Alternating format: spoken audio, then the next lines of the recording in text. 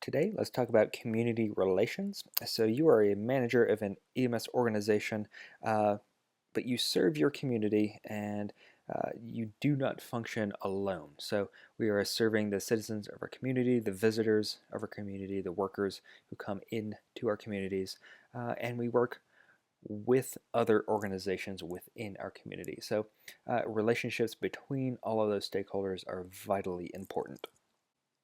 When considering our community relations, whether or not you like it, whether or not you um, want to address it, you are a brand. Your agency, your organization is a brand, and it's up to you as to how you um, kind of market and present your brand. So let's point out a couple little things, or a couple agencies here, I should say.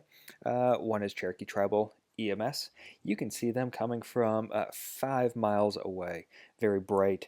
Um, Yellow and kind of maroon coloring. What this does is tie them to their community, their local high school, their local area. This is the colors of their community, colors of their high school. So they're serving their community, they're in their community, and this really kind of ties them to their community. Also, amazing branding. Kind of stuck on the side of that ambulance there. You've got these Cherokee symbols. You've got Cherokee writing on there, so they've got their Cherokee language on their unit. So amazing branding here. You know this ambulance, even if you're not from the area. Um, they've really marketed very well, really branded very well here with their ambulance units. And again, these are rolling billboards, and they've used it very well. So our community relations, it's all about how you decide to interact with your community. So, do you have a little mascot that goes out into the community and performs community relations and makes appearances at community events? So you are a brand, whether you want it or not. You are a brand that needs to be marketed, needs to be advertised, and needs to be recognized by your community. If we are a brand and if we need to advertise and market ourselves to the community, um, we need to know who our audience is. So we're going to have a specific audience, and who are they? Well, they are our stakeholders, and we're going to define our stakeholders who have a stake in our operations and our community service. So they are the citizens, the visitors, the workers within our community. They are government officials, whether they be city councilors, county commissioners, mayors, or different governmental offices. We've got governmental officials as our stakeholders. We've got hospitals and other medical care facilities within our community that we have to work with and that we do work with. And we've got other emergency services. So we still have emergency management, and we still have police, we still have fire, and other agencies that we closely work with. When establishing relationships among these different stakeholders, they're all going to need different types of information, different modes of information. So we're going to need to treat them differently. So, my neighbor, my citizen neighbor is going to need different information, a different approach than is the hospital down the road that sees me quite often, pretty much knows how I function. So we've got the fire department that we work with closely every day. They know what we're doing. They know what we're about. We've got government officials that might not know what we do, might not know how we function. We've got citizens that definitely don't know how we function or what we do. So let's split these into kind of three different flavors. Into funders. So we've got our government officials that are usually our funding sources. Going to differ a little bit whether you're public or private, but we're still pretty much beholden to our government officials. We can call them funders. They're going to want information on financial performance, on funding, right? On the monetary side. We've got partners, care partners. So we've got our hospitals, our medical providers in our community. We've got our other emergency services. We've got our fire departments, our police departments. We've got our emergency managers. Those are our partners in providing services. They know what we do. They just need to know how we can do it better with them, in conjunction with them. And then we've got our citizens, our visitors, our workers, and our community, and we're going to tag those as customers. So just like in any other industry, think about a retail industry. We've got customers, and what do our customers want? What do our customers expect? How can we provide that to them, and how can we push out to them that we are providing it and providing a valuable service to them. This all directly links to information sharing. So how are we getting our information out? We've got a lot of information that really needs to get out there into the public, to our funders, to our partners, to our customers. So what are we doing? How are we doing that? So first and foremost, in this day and age, we need a website. If your organization does not have a website, or the website is not updated, it was set up in 2001 and no one's touched it since. You really need to update your website, and that is the first point of contact for a lot of people, for the vast majority of people, is your website. Also think about an email list. So maybe you need to be sending out email updates via some sort of listserv. So a lot of people monitor their emails and are looking for information that way and get information that way. We've got a couple different areas of media. There's the traditional media. So think about TV, think about newspaper, magazines, think about radio as our traditional media. Nowadays, we're getting a lot of information out via social media, and it's a very powerful tool. Social media is. Your agency should have some sort of social media presence, whether it's Facebook or Instagram or Snapchat or Twitter. Your agency should be doing something on social media, because it gets a lot of information out very quickly and can be shared throughout the community very quickly. It's a great sharing platform. On the traditional side, you might write that off. TV and newspaper and radio. Don't write that off too quickly. Think about our primary customers, given your community, probably the Medicare generation, Medicare aged customers. And so, you know what? My 80-year-old neighbor is not snapping every single day. He's not on Twitter every single day, right? He still gets the newspaper every day, watches the evening news. So don't take traditional media and throw it by the wayside too quickly, because there are a lot of good customers and good stakeholders that we can reach via traditional media. Also, don't underestimate your employees. So they're out there every single day. So they're on duty, and they're going out to the coffee shop. They're going out to Starbucks, and they can chat up a couple people while they're at Starbucks. They can answer some questions. People come up to your employees all the time. You're working out in the field, people come up to you all the time. Might ask you a question, might make a comment to you.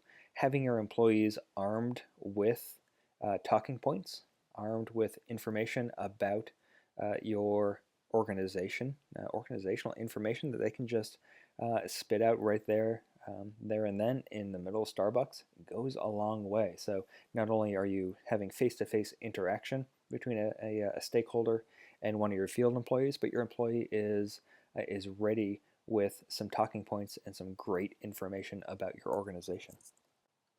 In order to maintain positive media relations, your organization might be big enough, it might not be big enough, but have a chief information officer. If your agency is large enough to have a dedicated CIO, that is amazing.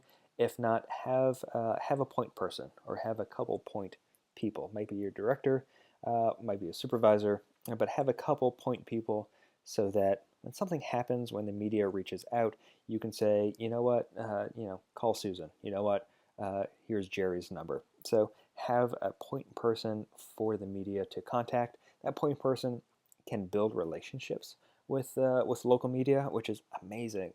So you have a CIO, and your local news organization knows that I can call this number, and the CIO will give me a lot of good information and and present it in a really pleasing way. So we're going to have a story to tell. So first thing we need to do is to frame the story. So how do we want to present it? So framing a story is just presenting the story.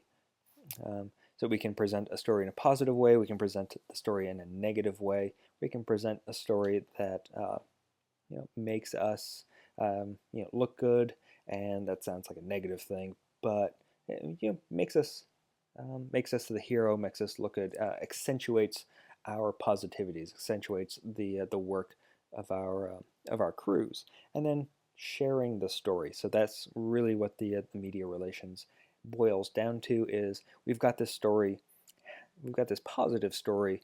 Our employees working in an amazing manner, saving kittens from trees, saving children from structure fires, from this overturned school bus, and how do we share that? How do we get that out? So we're doing this good work every single day. All of our employees, all of our workers are doing amazing work every day. So how do we share the story? How do we get it out to all of our stakeholders and out to the public? When thinking about these media relations, think about proactivity versus reactivity. So are we being proactive or are we being reactive? So I'm going to point out a couple things here for you. So you may have seen this in the news. Someone hijacked a medic ambulance, took it for a little joyride through a parking lot, and took out a few cars, right? So this would be a chance for reactivity. So medic is really good at, I don't want to paint a negative picture of them. They're really good at proactive media relations, but in a situation like this, it might happen. It might happen to you. So we want to be proactive. We don't want to be reactive. So if Medic hadn't been proactive about their media relations, this big incident could have turned a little bit more negatively on them than it did. So their proactivity didn't turn into a um, reactive reaction. That's a bad choice of words, but reactivity wasn't present here. They said, hey, you know what? Our crews were amazing because of their proactive work. Our crews are amazing, and they were treating a patient, and then some guy jumped in and took off with the ambulance, and the result was the actions of that person. So think about proactivity versus reactivity, as we see here. So a screenshot from WRAL out of Raleigh in North Carolina. So proactivity. There's a heat wave. Nothing has happened. Nothing at all has happened. No major incident. No mass casualty incidents. But you've got this chief information officer out there with the media in front of the camera. Remember this traditional media, saying this is how we are coping with this heat wave. This is what our citizens need to do to deal with this heat wave. This is what you need to avoid. This is what you should do. This is what you shouldn't do. This is very proactive media relations. Specifically focusing on the community, what we need to do is have a presence. So as EMS organizations, they need to know that we're here to serve them and what we do. So first and foremost, don't hide. Do not sit in your station, do not sit in your base and just hide and wait for a call, and then you go out and respond to the call, and that's it.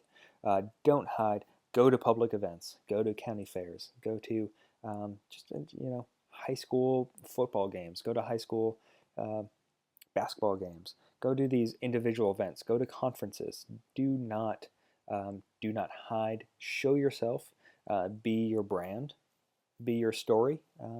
So it just boils down to just don't hide in your station.